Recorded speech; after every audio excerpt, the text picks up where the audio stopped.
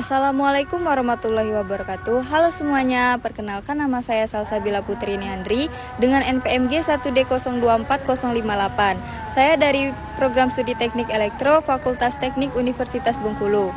Sebelumnya saya ingin berterima kasih kepada Bapak Dr. Nurmanza SPD MPD selaku dosen pengampu bahasa Indonesia yang telah menjelaskan materi dengan sangat jelas.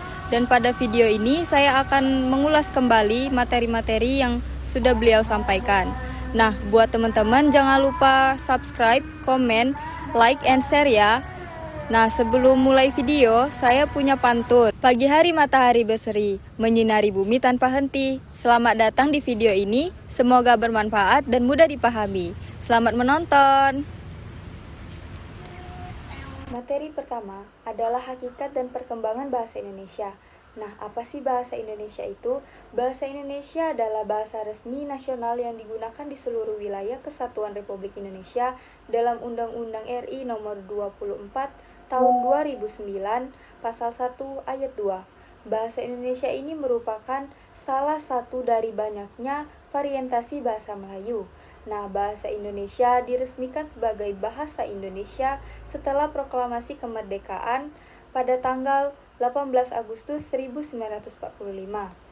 Bahasa Indonesia memiliki fungsi sebagai bahasa komunikasi kedua bagi sebagian warga Indonesia karena sebagian warga Indonesia menggunakan salah satu dari 748 bahasa daerah yang ada di Indonesia sebagai bahasa ibu.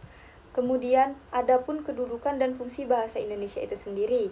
Yang pertama itu, kedudukan bahasa Indonesia sebagai bahasa nasional yang memiliki fungsi yang pertama itu sebagai lambang kebangsaan, yang kedua, lambang identitas nasional, yang ketiga, lambang penghubung antar warga, antar daerah, dan antar budaya. Kemudian yang terakhir itu sebagai alat pengembang kebudayaan, ilmu pengetahuan, dan teknologi.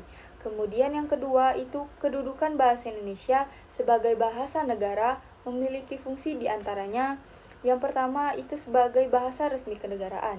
Yang kedua, bahasa pengantar dalam pendidikan. Yang ketiga, alat penghubung pada tingkat nasional. Dan yang keempat, alat pengembang kebudayaan, pengetahuan, dan ilmu teknologi.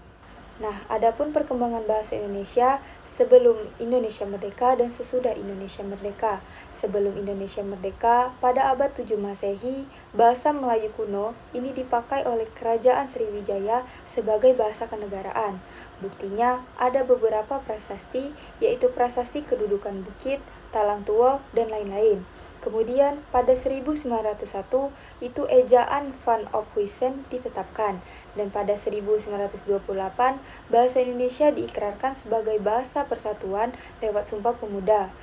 Dan pada 1938, Kongres Bahasa Indonesia pertama mendorong internasionalisasi ejaan.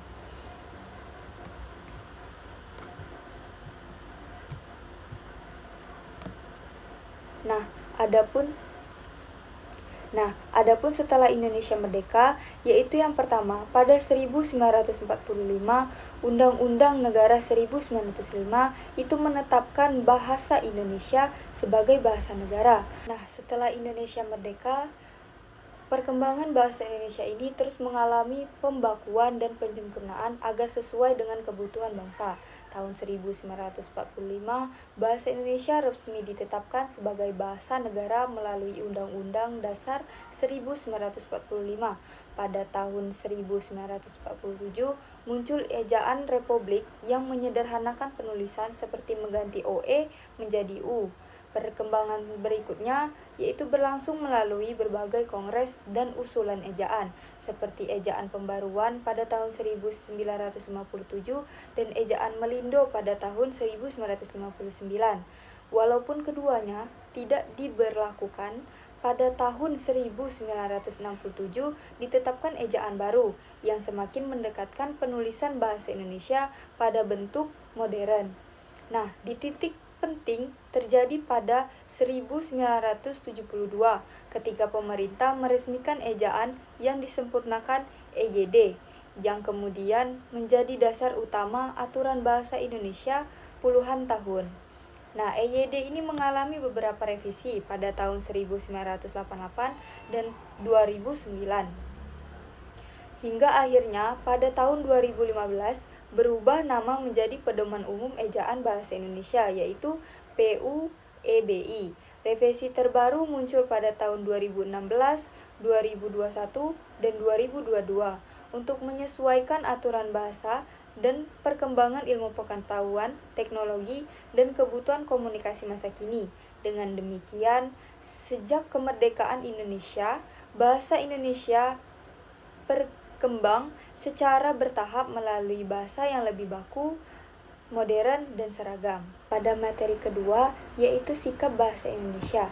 Sikap bahasa Indonesia adalah perasaan atau pandangan seseorang terhadap bahasa, baik bahasa sendiri maupun bahasa orang lain, yang muncul dalam bentuk rasa bangga, menerima, menolak, ataupun mengejek.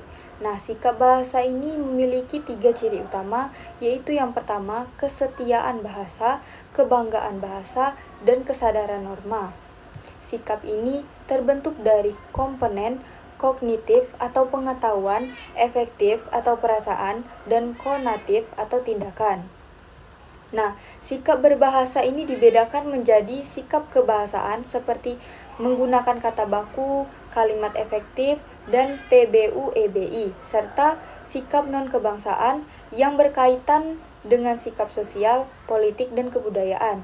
Sikap terhadap bahasa Indonesia dapat bersifat positif, seperti berhati-hati dalam berbahasa dan maupun mempelajari kaidah, atau bisa juga negatif, seperti meremehkan bahasa Indonesia dan lebih membanggakan bahasa asing.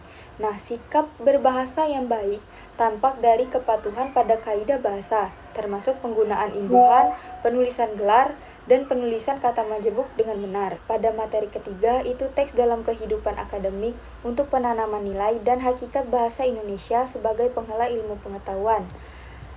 Yang pertama, itu ada bentuk tulisan secara umum, itu ada prosa. Prosa ini dibagi menjadi 2, yaitu prosa fiksi dan non-fiksi. Kemudian ada puisi. Puisi ini dibagi menjadi 2, yaitu puisi lama dan puisi baru. Dan ada juga drama. Drama ini biasanya contohnya kayak tragedi, komedi, opera, dan lain-lain.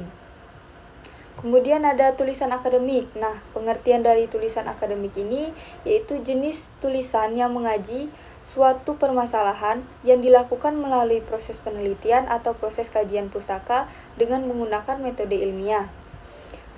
Bentuk tulisan ilmiah ini ada 2, yaitu hasil kajian pustaka dan hasil dari proses penelitian. Materi keempat itu menjelajahi dunia pustaka dari berbagai sumber referensi digital. Nah, jadi zaman sekarang itu cari referensi jangan hanya di Google saja, melainkan pakai Mendeley, Google Scholar, atau iPusnas. Nah, contohnya Mendeley ini kita dapat membuat daftar pustaka otomatis memakai Mendeley supaya daftar pustaka kita itu tidak berantakan. Materi selanjutnya adalah laporan penelitian dan artikel ilmiah hasil penelitian.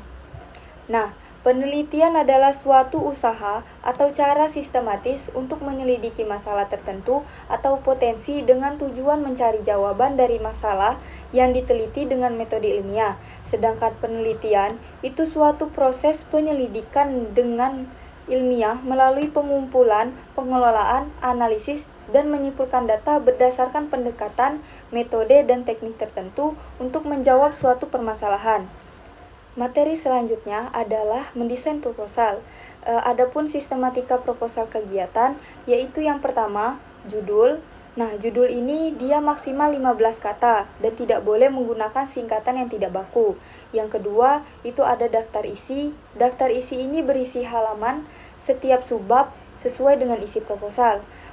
Dan yang ketiga, itu bab 1, pendahuluan. Nah, bab 1 ini dia ungkapkan potensi dan pasar peluang berdasarkan hasil survei di pasar terkait ide produk yang akan dipasarkan. Yang keempat, itu bab 2, gambaran umum rencana usaha.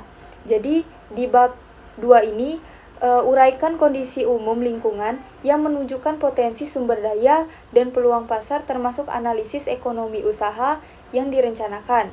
Yang kelima itu ada bab 3, metode pelaksanaan. Nah, di metode pelaksanaan ini uraikan teknik atau cara membuat produk komoditas usaha, mengemas, dan memasarkannya sekaligus tahapan pekerjaan dalam pencapaian tujuan program. Nah, yang keenam itu biaya dan jadwal kegiatan. Ini di bab 4.